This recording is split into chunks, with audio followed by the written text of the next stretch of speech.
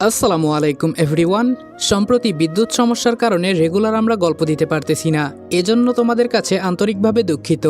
আর আজকের ভিডিওটাতে একটু নয়েজ আসতে পারে, কারণ বাহিরে প্রচুর পরিমাণে ঝড় হচ্ছে, তো নয়েজগুলো একটু ইগনোর করবা। তো চলো বেশি কথা না বলে গল্প শুরু করা যাক।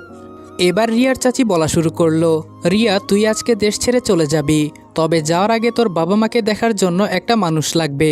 কখন আবার তোর বাবার কি হয় কেউ জানে না, আর তোর বাবা সবসময় চাইতেন মরার আগে তার মেয়ের বিয়ে দেখে যাবেন। এজন্য আমি একটা সিদ্ধান্ত নিয়েছি, রিয়া তুই চলে যাওয়ার আগে তোকে আমি বিয়ে দিব, তবে আমি সবকিছু ঠিকঠাক করে ফেলেছি। রিয়া এখন শুধু তোর মতামত বাকি আছে। তোর বাবা মায়ের সাথে আমি এই বিষয়ে কথা বলেছি। রিয়া অবাক হয়ে বলল, এখন আমি দেশ ছেড়ে চলে যাব, আবার তোমরা নতুন করে কি শুরু করলে? আন্টি বললেন, দেখ রিয়া, তুই চলে যাবি ঠিকই, কিন্তু তোর বাবা মাকে কে দেখে রাখবে এটা বল, এজন্য আমি এই সিদ্ধান্ত নিয়েছি। রিয়া বলল, কিন্তু চাচি আম্মা ছেলেটাকে? এবার আন্টি আমার দিকে তাকিয়ে বলল, ছেলেটা আর কেউ না, আমাদের বাসার রনি, আর ওকে তো তুই খুব ভালো করেই চিনিস। আন্টির কথা শুনে আমি চোখ বড় করে আন্টির দিকে তাকালাম। আন্টি আমার তাকানো দেখে বলল, এভাবে তাকিয়ে কি দেখো? আমি বলেছিলাম না আমি তোমার কাছে কিছু চাইবো? তুমি নিজ মুখে বলেছ আমাকে হতাশ করবে না, আর আমি জানি আজকেও তুমি আমাকে হতাশ করবে না। আমি এটাও জানি রিয়াকে তুমি মনে মনে অনেকটাই পছন্দ করো, কিন্তু কখনো বলতে পারো নাই। সেই দিন তুমি রবিনের সাথে কি কি কথা বলেছিলে সবগুলো আমার শোনা হয় নাই, তবে রিয়াকে যে তুমি পছন্দ করো এটা আমার শোনা হয়েছিল। আন্টির কথা শুনে আমি মাথা নিচু করে ফেললাম। মনে মনে বললাম, এখন আবার কোন কাহিনী আন্টি করতে চাইছে? এবার আন্টি রিয়ার দিকে তাকিয়ে বলল, কিছুক্ষণ পর তুই চলে যাবি, এই দেখ কাজীও চলে এসেছে, তাড়াতাড়ি বল কি করবি। দেখ রনি ছেলেটা খুব ভালো, তোকে কখনো ঠকাবে না, এখন শুধু তোর মত জানতে চেয়েছি। এবার রিয়ার বাবা ওকে বলল, মারে তুই তো চলে যাবি, আমাদের দেখার মতো তো কেউ থাকবে না, তাছাড়া তোর চাচি ভালো সিদ্ধান্ত নিয়েছে, আর বিশেষ করে ছেলেটা তো আমাদের চেনা জানাই। রিয়া আমার দিকে একবার তাকিয়ে মাথা নিচু করে বলল, তোমরা যা ইচ্ছা তাই করো, তবে আমি দেশের বাহিরে যাব আজকেই। রিয়ার চাচি বলল, সে তুই যা, পরে তুই প্রতিষ্ঠিত হয়ে এসে জামাইয়ের সাথে দেখা করিস। কাজী সাহেব আপনি তাড়াতাড়ি এখন ওদের বিয়ে পড়ান। কাজী আন্টির কথা মতো তাই করতে লাগলো। আমি শুধু মাথা নিচু করে দাঁড়িয়ে আছি। মনে মনে বললাম, যা হচ্ছে বেশ ভালোই হচ্ছে, তবে বিয়ের পর আমি রিয়াকে কাছে পাবো না, এটা অনেকটা দুঃখের বিষয়। কাজী যখন রিয়াকে কবুল বলতে বলল, তখন রিয়া আমার দিকে একবার তাকিয়ে কবুল বলে দিল। আমি মনে মনে বললাম, বউ যেহেতু পেয়েছি একদিন হলেও তো কাছে পাবো, আর তাছাড়া ও আমার কাছে একজন মানুষ, রিয়াকে বিয়ে করাটা আমার ভাগ্যের বিষয়। আমিও কাজীর কথা মতো কবুল বলে দিলাম। আমাদের বিয়ে শেষে রিয়া বলল, আমাকে এখনই যেতে হবে, আমার কাছে বেশি সময় নেই। আমি রিয়ার সুটকেস নিয়ে বাসা থেকে বের হলাম। আগে থেকে গাড়ি দাঁড়ানো ছিল, সরাসরি গাড়ি নিয়ে এয়ারপোর্টের উদ্দেশ্যে রওনা দিলাম। রাস্তায় আমার সাথে রিয়া একটাও কথা বলে নাই, তবে ও যেন একটা ঘোরের মাঝে আছে, এটা আমি ভালো করেই বুঝতে পারছি। রিয়া আমার পাশে বসেছে ঠিকই, কিন্তু আমরা কারো দিকে লজ্জায় তাকাতে পারছি না। আমাদের ধারণার বাহিরে ছিল যে আজকে রিয়া আর আমার বিয়ে হঠাৎ করেই হয়ে যাবে। রিয়া কেন, আমিও এই বিষয়ে কল্পনাও করতে পারি নাই, তবে রিয়াকে আমি পছন্দ করতাম এই হিসাবে ভালোই হয়েছে। কিন্তু ও যে আজকে দেশ ছেড়ে চলে যাচ্ছে, ওর সাথে একটা কথাও বলতে পারছি না, মনটা কেমন জানি ছটফট করছে। রিয়াকে কাছে পেয়েও মনে হচ্ছে যেন হারিয়ে ফেলছি।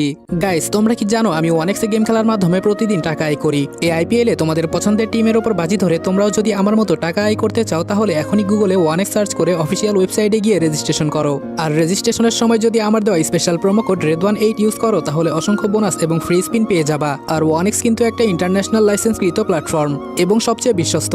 এখানে তোমরা ক্রাশ ক্রিস্টালের মতো গেম খেলে সহজেই টাকা আয় করতে পারবে, এবং বিকাশ নগদের মতো সকল মোবাইল ব্যাংকিং অ্যাপের মাধ্যমে সহজেই তোমরা তোমাদের জেতা টাকা তুলতে পারবে। আর 24 ঘন্টা 7 দিন কাস্টমার সাপোর্ট সুবিধা তো রয়েছেই, তাই আমি এটা ব্যবহার করে আমার রেগুলার হাত খরচের টাকা আয় করি। তোমরাও ট্রাই করে দেখতে পারো।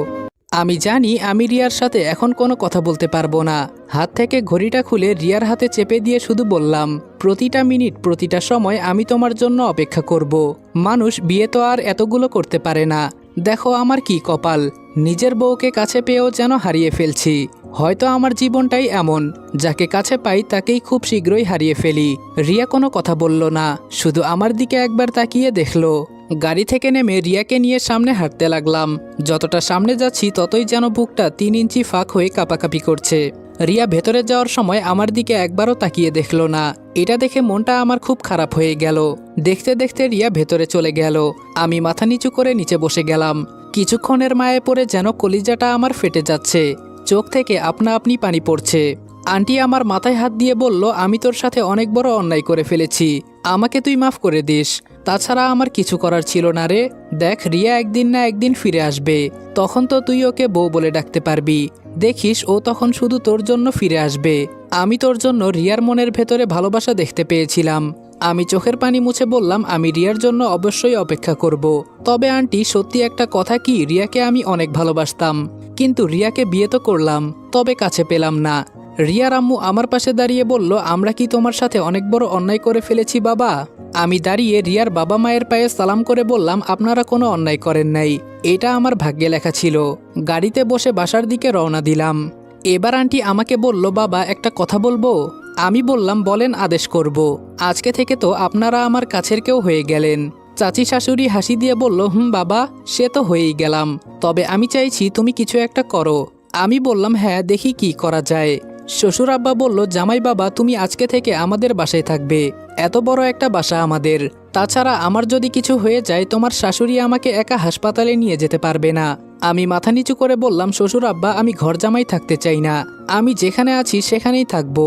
এবার রিয়ার চাচি বলল, দেখো বাবা, তোমাকে বলছি না রিয়ার বাসায় থাকতে, কিন্তু তোমার শ্বশুর অসুস্থ, আর তাছাড়া তুমি ছাড়া ওনাদের কেউ নেই। তুমি যদি বলো বাসাটা তোমার নামে লিখে দিবে। তাদের একটা মাত্র মেয়ে, আর তুমি আমাদের একমাত্র মেয়ের জামাই। আমি এবার বললাম, আচ্ছা ঠিক আছে, আমি যাব, তবে আমি নিজের ইচ্ছে মতো চলবো, আমাকে কেউ। আমার শ্বশুর আমাকে থামিয়ে বলল, তোমার মন যা চাই তাই করবে, আমরা জানি তুমি কখনো খারাপ কিছু করবে না। বাসার সামনে নেমে বললাম, আজকে তো অনেক রাত হয়ে গেছে, এখন আমি আমার বাসায় চলে যাই, সকালে সবকিছু নিয়ে চলে আসব। এই কথা বলে আমি আমার বাসায় চলে গেলাম। রিয়ার চাচি শুধু বলল, একসময় তুমি ছিলে আমাদের বাসার ভাড়াটিয়া, আর এখন আমাদের ঘরের জামাই হয়ে গেলে, তবে তুমি অনেক ভালো একটা ছেলে, এটা আমি জানি। আমি বললাম, এমন করে বলবেন না, আর তাছাড়া হঠাৎ করে এসব হয়ে যাবে আমি নিজেও জানি না। কথা বলতে বলতে বাসায় এসে গেলাম। বাসায় এসে মাথা বিছানার সাথে লাগিয়ে ঘুম দিলাম। এমনিই অনেক রাত হয়ে গেছে। সকালে ঘুম থেকে উঠে রবিনকে কল দিলাম, কিন্তু শালা ফোন রিসিভ করছে না। 3-4 বার কল দেওয়ার পর ফোন ধরলো, আর ফোন ধরে ঘুম ঘুম কণ্ঠে বলল, কি রে, এত সকাল সকাল ফোন দিলি কেন? আমাকে কি তুই ঘুমাতে দিবি না? আমি বললাম, তোর জন্য কি এখনো সকাল আছে নাকি? অলরেডি 9টা বেজে গেছে। রবিন বলল, 9টা বাজে তো কি হয়েছে, আমার কি কোনো কাজ আছে বেডা? আমি বললাম, এত কথা শোনার জন্য তোকে আমি ফোন করি নাই, তুই ফ্রেশ হয়ে আমার বাসায় আয়, কিছু দরকারি কাজ আছে। রবিন বলল, তোর আবার কি হয়েছে? আমি বললাম, তোকে যেটা বললাম সেটা কর, এত কথা বলিস না তো। রবিন বলল, আচ্ছা ঠিক আছে, আর একটু ঘুমিয়ে নেই, পরে আসছি। আমি বললাম, তোকে বলেছি তুই ফ্রেশ হয়ে আয়। রবিন বলল, মাঝে মধ্যে যে তোর কি হয় এটাই বুঝি না। আচ্ছা ঠিক আছে, আসছি। আমি ছাদের এক কোনায় গিয়ে দাঁড়িয়ে হাওয়া খেতে লাগলাম, আর চিন্তা করছি, বিয়ে তো করেই ফেললাম, মাগার বউ তো আর কাছে নাই। আচ্ছা, রিয়া কি আমার জন্য ফিরে আসবে? হয়তো আসবে, আবার যদি না আসে, না, রিয়া অবশ্যই ফিরে আসবে, আমার জন্য হলেও আসবে। স্যার, আপনি কি ফ্রি আছেন নাকি? পেছনে তাকিয়ে দেখি মিতু আসছে। আমি মিতুকে দেখে বললাম, কি ব্যাপার, এত সকাল সকাল তুমি এখানে আসলে যে? মিতু বলল, এছাড়া কি করব বলেন, আপনি তো আমাকে এখন আর পড়াতে যান না। আমি বললাম, দেখো মিতু, আমি একটু সমস্যায় পড়েছি।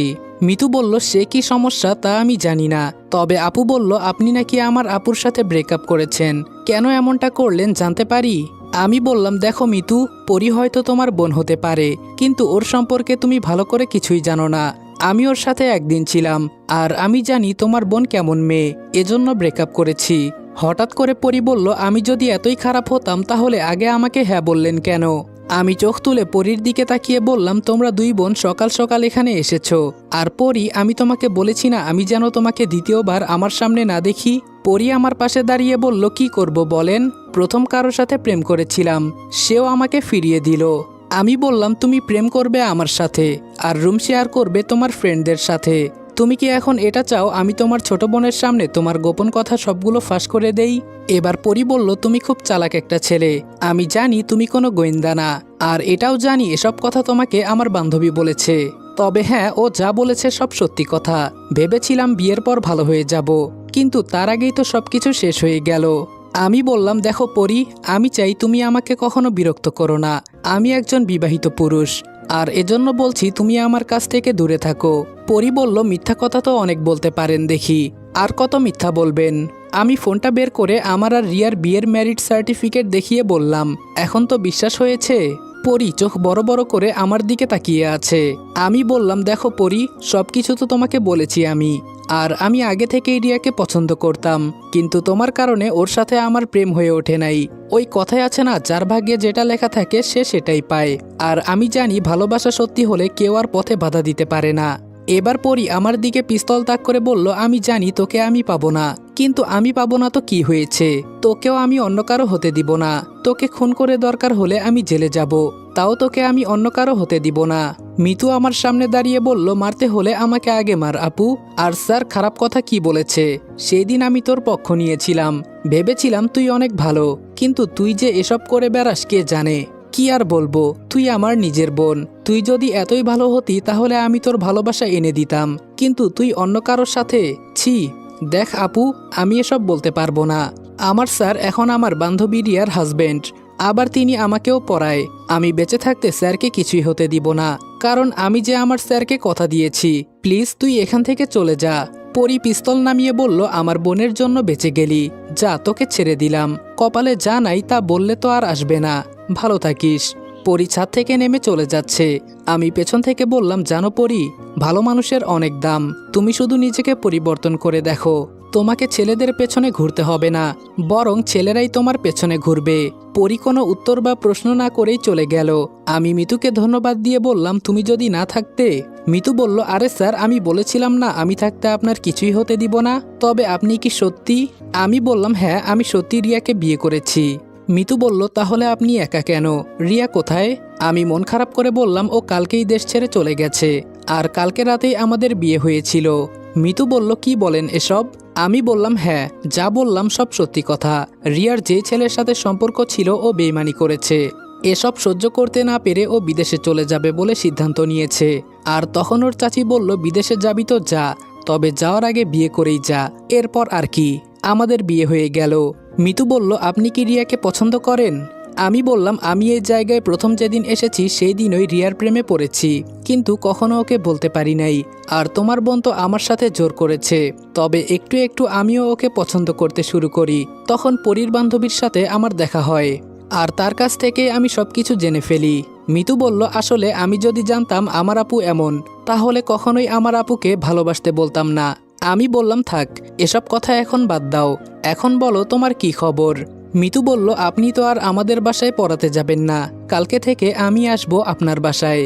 আমি বললাম, তাহলে তো ভালোই হবে, রিয়ার বান্ধবীদের সাথে তোমাকেও পড়াতে পারবো। তবে আমি এখন রিয়ার বাসায় চলে যাব। ওনারা খুব জোরাজোরি করে বলল, এত বড় একটা বাসা আমার শ্বশুরের, আর আমি এখানে থাকবো, এটা কি করে হয়, এজন্য যাওয়া লাগবে আর কি। মিতু বলল, ঠিকই তো বলেছে। আমি বললাম, হ্যাঁ, এজন্যই যাব। মিতু বলল, সাহায্য করা লাগবে নাকি? আমি বললাম, না, তার কোনো দরকার নেই, একটু পরে রবিন আসবে। মিতু বলল, তাহলে আমি গেলাম স্যার। আমি বললাম, ঠিক আছে, তুমি ভালো থেকো। দেখতে দেখতে মিতুও চলে গেল। আমি রুমে গিয়ে শুয়ে আছি। কিছুক্ষণ পর রবিন এসে বলল, কিরে, তুই কি ঘুমাস? আমি শোয়া থেকে উঠে বললাম, তোরে সেই কখন বলেছি আসতে, আর তোর এখন আসার সময় হয়েছে শালা। রবিন বলল, আরে এত কথা বলিস না তো, কি হয়েছে এখন তাই বল। আমি এক এক করে কালকে রাতের সব কাহিনী বললাম। রবিন সব শুনে বলল, তাহলে তো বেশ ভালোই হয়েছে। আমি বললাম, ভালো তো হয়েছে ঠিকই, কিন্তু এখন তো আমার কাছে আমার বউ নেই। আজকে আমার বাসর রাত ছিল, আর দেখ আমার কি কপাল। রবিন বলল, একটা পুতুল এনে দিব কি আজকে রাতের জন্য? আমি চোখ বড় করে বললাম, তুই আমার সাথে মজা করিস? রবিন বলল, থাক, বাদ দে। আর রিয়ার হয়তো মন খারাপ, এজন্যই চলে গেছে। তুই কোনো চিন্তা করিস না, ও নিশ্চয়ই ফিরে আসবে। তবে তার আগে তুই প্রতিষ্ঠিত হয়ে নে, তাহলে ও অনেক অনেক খুশি হবে। আমি বললাম, কি করব আমি, এটাই তো চিন্তা করছি। রবিন বলল, আমি তোকে একটা আইডিয়া দিব। আমি বললাম, সবকিছুই তো তোর উপর, তোকে বলেছি কিছু একটা করে দিতে। রবিন বলল, দেখ, চাকরি করার দরকার নেই, তুই ব্যবসা কর। আমি বললাম, এত টাকা আমাকে কে দিবে বল? রবিন বলল, আমাদের বাজারে একটা রেস্টুরেন্ট আছে, ওটা নাকি কোনো কারণে বিক্রি করে দিবে, আর আমি ভাবছি ওটা আমি কিনে নিব। তাছাড়া আমার অ্যাকাউন্টে অনেক টাকা পড়ে আছে, আমি 4 ভাগের 3 ভাগ টাকা দিব, বাকি 1 ভাগ টাকা তুই দিবি। আর রেস্টুরেন্টের সমস্ত দায়িত্ব থাকবে তোর উপর, তুই ওইটার দেখাশোনা করবি। যখন তোর টাকা হবে তখন তুই আমাকে সব টাকা দিয়ে পুরো রেস্টুরেন্ট কিনে নিবি। কি বলিস, বুদ্ধিটা কেমন? আমি রবিনকে জড়িয়ে ধরে বললাম, তুই আমার আপন ভাই না হয়েও আমার জন্য এত কিছু করছিস, তোকে আমি কি বলে যে ধন্যবাদ দিব এটার কোনো ভাষা নেই। রবিন বলল, তোকে তো আমি কোনো সাহায্য করছি না, তোকে আমি একটা সুযোগ দিচ্ছি যেন তুই নিজে নিজে প্রতিষ্ঠিত হতে পারিস। আমি বললাম, আমি অবশ্যই পারবো, তুই দেখিস। তবে রিয়া কি আমার কাছে ফিরে আসবে? রবিন বলল, তুই রিয়ার বিষয় নিয়ে চিন্তা করিস না, আমি জানি ও কতটা ভালো একটা মেয়ে। ও যদি এখানে ফিরে আসে শুধু তোর জন্যই ফিরে আসবে, দেখিস। আমি বললাম, তুই হয়তো এটা জানিস না রবিন, আমার বাবা মা আমাকে ত্যায্যপুত্র করে দিয়েছে। শুধু এই রিয়া আর আমার একটা ছোট বোন আছে, ওরা ছাড়া আমার আর কেউ নেই। রবিন বলল, কি, তোর বাবা মা তোকে ত্যায্যপুত্র করে দিয়েছে? এর মানে তো কিছুই বুঝলাম না। আমি বললাম, তোকে অন্য একদিন বলবো, আজকে আমার মন ভালো নেই। তবে এইটুকু বলি, আমার নিজের বোন আমার সাথে বেইমানি করেছে, এজন্য আজকে আমি বাড়ি ছাড়া। রবিন বলল, মন খারাপ করিস না, দেখিস একদিন সবকিছু ঠিক হয়ে যাবে। আর আমি জানি তোর মতো ভালো একটা ছেলে আর যাই করুক খারাপ কিছু করতে পারে না। আমি বললাম, অনেক অনেক ধন্যবাদ তোকে, এখন আমাকে একটু সাহায্য কর, এসব মালামাল নিয়ে শ্বশুর বাড়িতে যেতে হবে। রবিন বলল, এই জন্য তুই আমাকে এখানে নিয়ে আসলি? আমি বললাম, হ্যাঁ, এজন্য তোকে সকাল সকাল এখানে ডেকে নিয়ে আসলাম, তুই ছাড়া আমার এখানে কে আছে বল? রবিন বলল, হয়েছে, আর ইমোশনাল ব্ল্যাকমেল করতে হবে না, চল আমি তোকে সাহায্য করছি।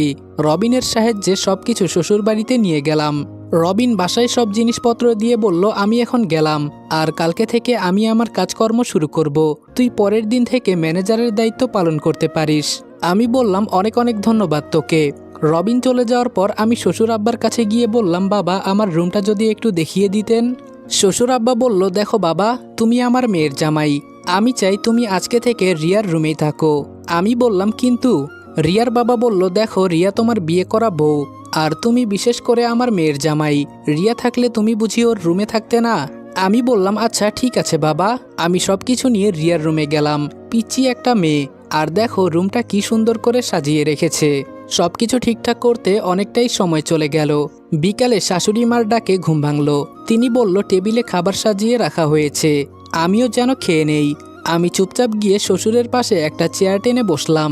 হঠাৎ শাশুড়ি মা বলল, বাবা, তোমাকে কেমন যেন টেনশনে টেনশনে লাগছে, কিছু কি হয়েছে? আমি বললাম, আসলে আম্মা, রবিন একটা রেস্টুরেন্ট কিনতে চাইছে, ও 4 ভাগের 3 ভাগ টাকা দিবে, আর বাকি 1 ভাগ আমাকে দিতে হবে, আর বিনিময়ে আমি ওর রেস্টুরেন্ট দেখাশোনা করব। রেস্টুরেন্ট থেকে যা আয় হবে রবিনের অর্ধেক, আমার অর্ধেক, সব কিছু ঠিকঠাক আছে। আমার কাছে সব মিলিয়ে 50+ মতো হবে, কিন্তু বাকিগুলো কিভাবে ম্যানেজ করব এটাই চিন্তা করছি। শ্বশুর আব্বা হাসি দিয়ে বলল, আরে এই কথা, আমি তোমাকে একটা চেক লিখে দিব, ওখান থেকে তোমার যত ইচ্ছে তত টাকা তুলে নিতে পারো। আমি বললাম, না বাবা, আমি আপনার টাকা নিতে পারবো না, আমি চাইছি নিজের টাকা দিয়ে শুরু করতে। শ্বশুর আব্বা বলল, আরে আমার টাকা তোমার নিতে হবে না, তুমি এখন মনোযোগ দিয়ে ব্যবসা করো, পরে আমার টাকা আমাকে দিয়ে দিবে, কেমন? আমি বললাম, তাহলে ঠিক আছে। শ্বশুর আব্বা বলল, জামাই বাবা, তুমি আমার একমাত্র মেয়ের জামাই, আমার এই সব সম্পত্তি আমার মেয়ের নামে হবে, ও সারা জীবন বসে থেকেই এসব সম্পত্তি শেষ করতে পারবে না, আর ওর জামাই হলে তুমি। আমি এই কথা বলছি এজন্য যে তোমার কোনো কাজ করতে হবে না, তাই আমি বলছিলাম। আমি শ্বশুর আব্বাকে থামিয়ে বললাম, বাবা, আমি নিজ পায়ে দাঁড়াতে চাই, আমি নিজে কিছু একটা করতে চাই। আপনার মেয়ের সম্পত্তি ওর আছে, কিন্তু আমি এগুলো নিব না, আপনি যতদিন আছেন ততদিন খাবেন, পরেরটা পরে দেখা যাবে। হঠাৎ করে শাশুড়ি মা কোথায় থেকে এসে বলল, বাবা, রিয়া ফোন করেছে, ও তোমার সাথে নাকি কথা বলতে চায়, নাও ওর সাথে একটু কথা বলো, ও লাইনে আছে। আমি খেতে খেতে বললাম, জানেন মা, যাদের আমি আপন ভাবি তারা আমাকে ছেড়ে দূরে চলে যায়, আমি মানুষটা অনেক খারাপ, না হলে আমার বউ আমাকে একা রেখে এভাবে চলে যেত না। ওকে বলবেন আমি ওর সাথে কথা বলতে চাই না, ও যেদিন দেশে ফিরে আসবে সেই দিন আমি কথা বলবো, এর আগে না। আর বলবেন যেই কারণে বিদেশে গিয়েছে সেটা যেন সফল হয়। খাবারের মাঝে পানি ঢেলে রুমের ভেতরে চলে গেলাম। রুমে গিয়ে চুপচাপ বসে থেকে কান্না করছি। রিয়া আমাকে একা রেখে যেতে পারলো? ও কি জানতো না ওকে ছাড়া আমার এই পৃথিবীতে কেউ নেই? রিয়া সবকিছু জানতো, এরপরেও আমাকে একা রেখে চলে গেল। রাতে অল্প কিছু খেয়ে ঘুমিয়ে গেলাম। বাবা বলল, আমি রিয়ার সাথে কথা বলি নাই, এজন্য ও নাকি অনেক কান্না করেছে। কান্না করলে আমার কি, ও হয়তো কোনো ভুলের ভেতরে ছিল, কিন্তু আমি তো ওকে আমার ভালোবাসা দিয়ে সবকিছু ঠিকঠাক করে নিতাম, কিন্তু ও আমাকে কিছু না বলে বিদেশে চলে গেল। সকালে টাকা নিয়ে রবিনের কাছে দিলাম। ও সমস্ত কাজকর্ম শেষ করে বলল, তুই কালকে থেকে রেস্টুরেন্টে বসবি, আর আগে যে কর্মচারী ছিল ওরাই থাকবে, শুধু তুই সবকিছু দেখাশোনা করবি। পরের দিন আমিও আমার কাজে ব্যস্ত হয়ে গেলাম। দেখতে দেখতে আজকে 5 বছর হয়ে গেল। এই 5 বছরে আমি নিজেকে নিজে অনেক পরিবর্তন করে ফেলেছি। রেস্টুরেন্ট শপটা আমার নামে করেও আরেকটা রেস্টুরেন্ট কিনে নিয়েছি। একটা আমি দেখাশোনা করি, আরেকটা চেনা পরিচিত এক বন্ধুকে দিয়েছি দেখার জন্য।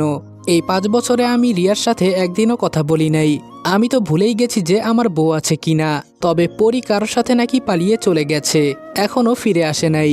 আর রবিন ওর বাবার ব্যবসা দেখার জন্য বিদেশে চলে যায় আমাকে একা রেখে।